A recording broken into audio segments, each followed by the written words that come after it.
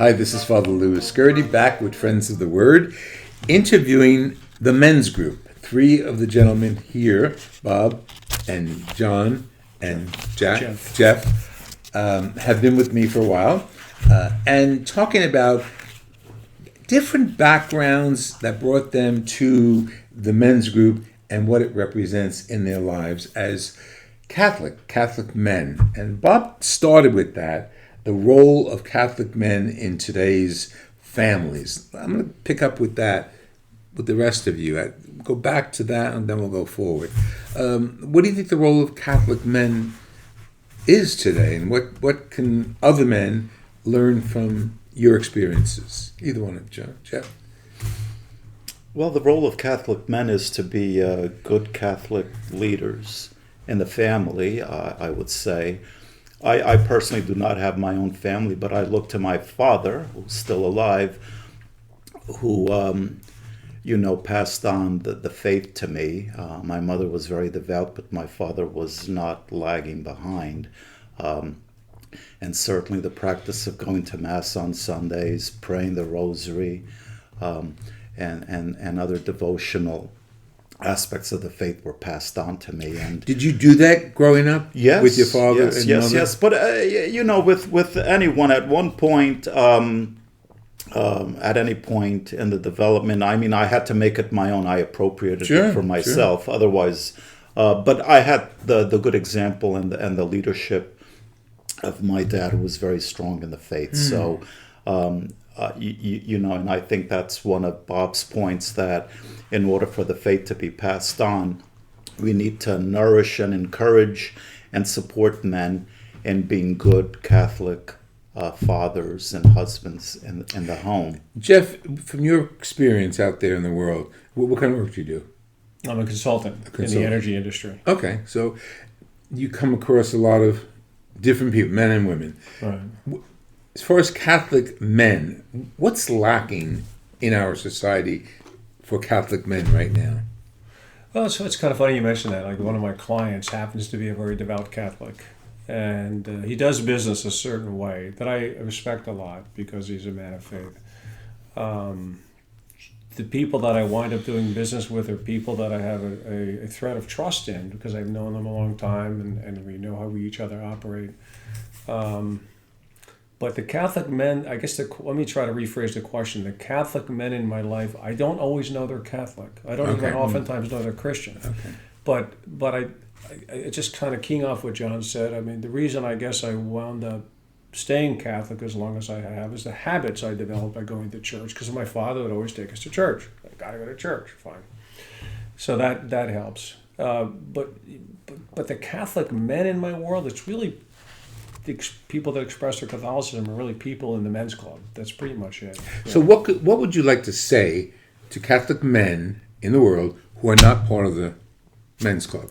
What I would Tell them right there. Tell them. Well, okay. What I would like to say is the men's club is focused on being a traditional Catholic male, and Bob started to touch on it in terms of the significance of being that role model of a male in society today, in a modern society today. So if you're a Catholic or just a man that's not a Catholic, the concept is to be a better male. And to really talk about what I'm really trying to say is, what I think has happened is the male role has been disintegrated, has been slowly eroded, and people have forgotten what it means to be a male. John talked about it a little bit, being a leader in the family, being the foundation of the family. The world today, we have terms like, and I don't mean to get political, but we have terms like toxic masculinity. Well, how is masculinity toxic? We see, sitcoms where the man is a buffoon of the family, yet he's the wage earner and he's supporting the family, but not respected for it. So you have that lack of appreciation for people that provide for you. And like, how does that, as a person, how does that teach you as you go through life to not appreciate people that provide for you and take care of you? So those elements are part of what I see eroding in society, and being in the Catholic faith, traditional Latin Mass, traditional male role, I think is very, very helpful to start to bring back some of the solid fabric of society. Personally, I don't think it's unique to a Latin Mass for the role of a Catholic man to be a Catholic man. Correct. Okay, that's your It could be particular not mutually devotion. exclusive. No, Right. exactly. Right. How do you think society has created this this vacuum and this toxicity associated with masculinity? Well, I think we've noticed among ourselves, the older guys, we weren't very well catechized. We've developed and discovered things over the last 3 years together that we had no idea. Like what? Name something.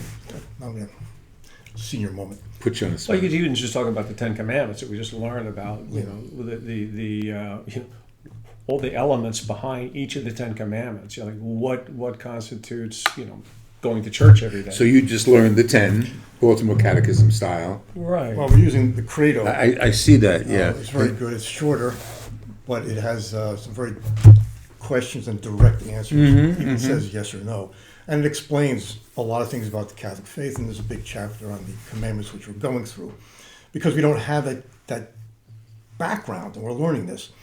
And it's going to help us because the average guy, I'm not judging, but the average guy is just going to Mass because he thinks he has to. And that's If he's going to Mass. if he's going to Mass. Yeah. Your parish, your church creates the type of man that's in the pew or not in the pew.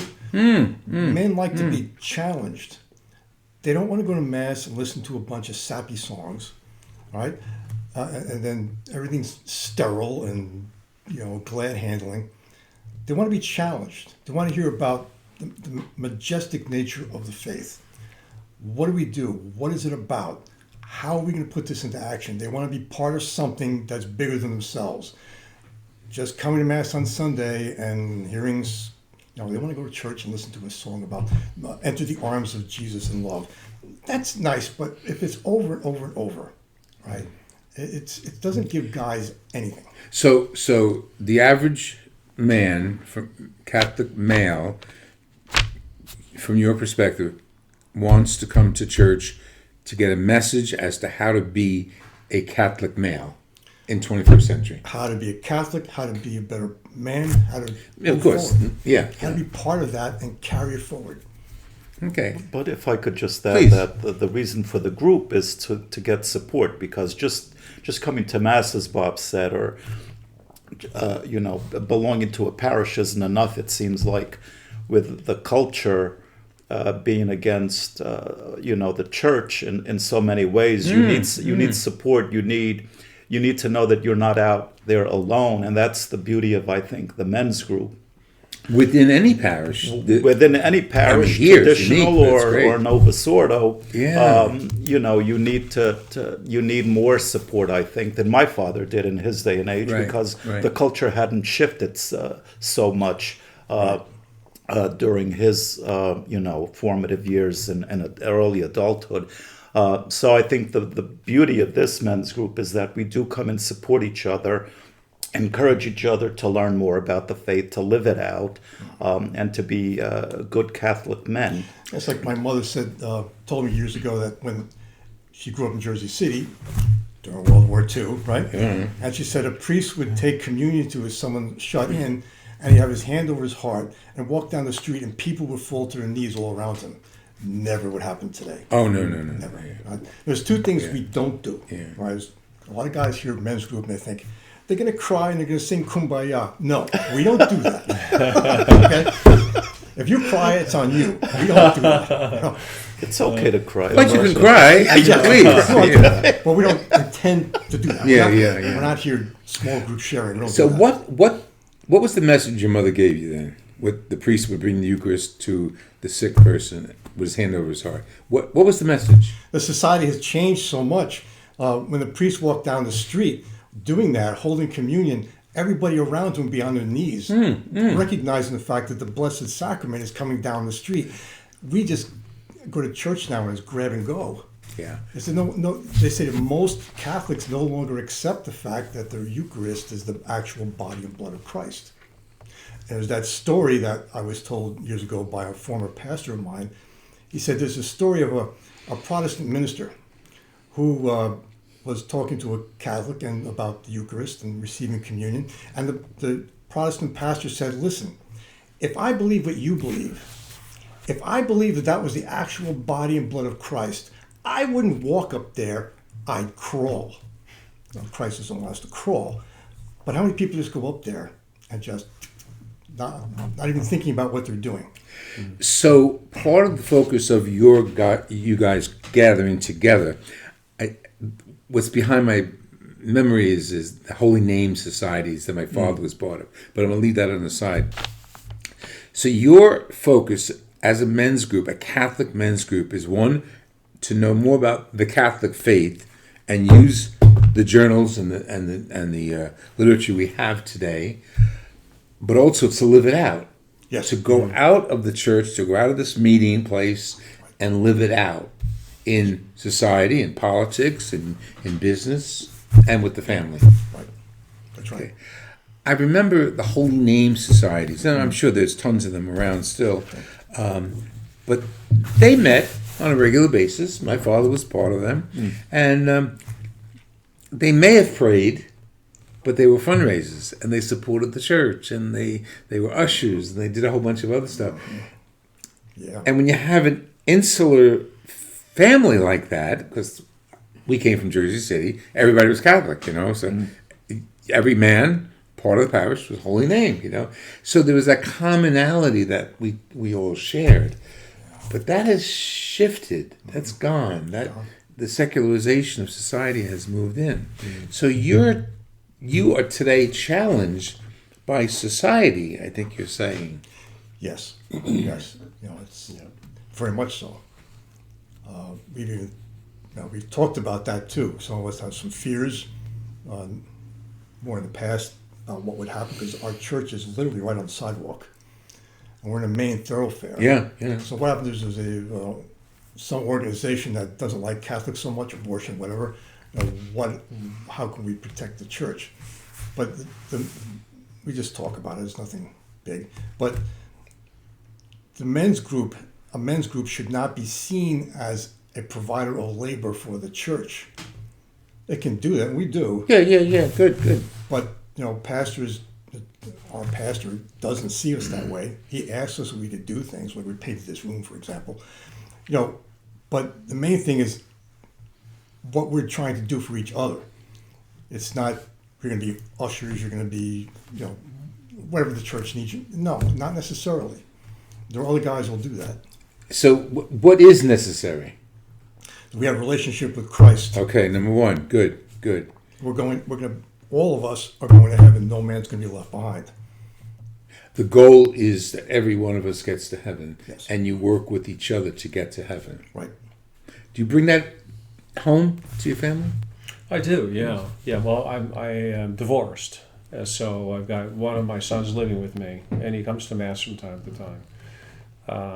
But I think what I bring home to him is, John mentioned the word, and I kind of touched on the word. I didn't quite get it, but the word is reverence. We share a reverence for the Mass, for the Holy Eucharist, for the Catholic Church.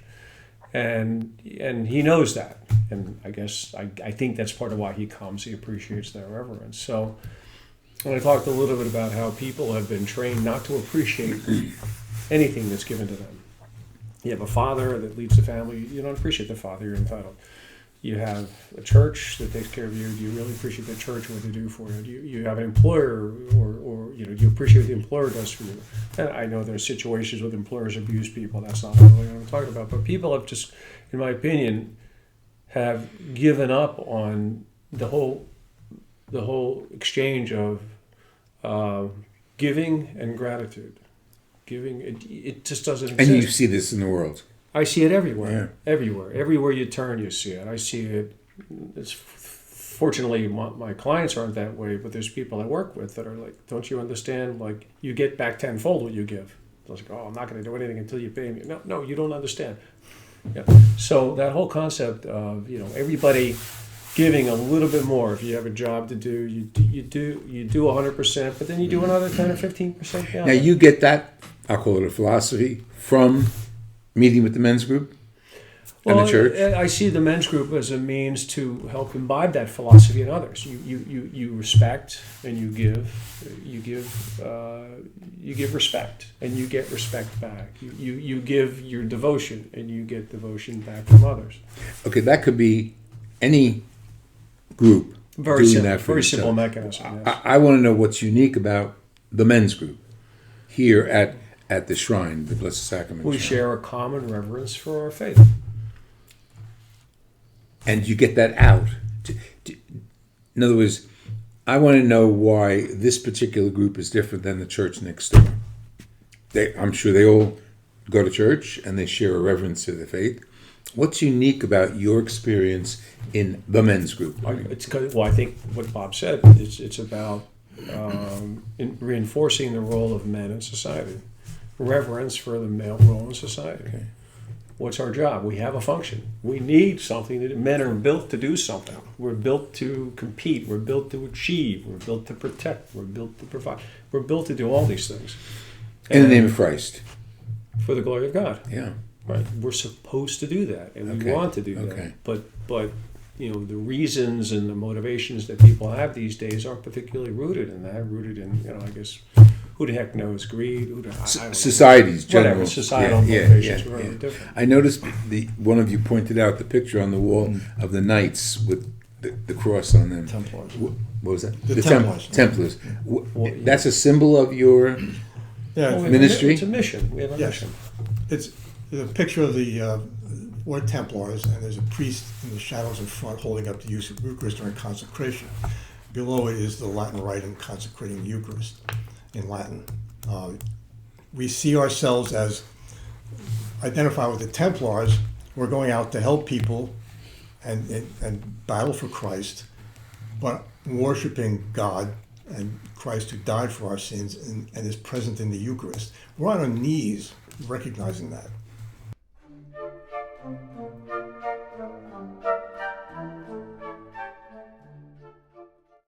It's not just something I do. You can get all the stuff we're talking about out of a soccer club. You don't have to come to church. Right. But the focus here is Jesus Christ, Right. the Eucharist, and how that helps build us as men and correct some of the problems in society. How do you treat a woman? The sanctity of marriage. How do you raise children? How do you stop abortion? What is the role of a young man and a young woman? How do they treat each other? These are very, very basic things that should be taught and can come out of the Catholic faith, and that's going to resolve a lot of issues. And I think those things are, quote, taught, but in the big books, And how do they get down from outside the Vatican, to be Right. descriptive, to the local parish? Correct. And hopefully, the bishops, etc., you are supplying that transition.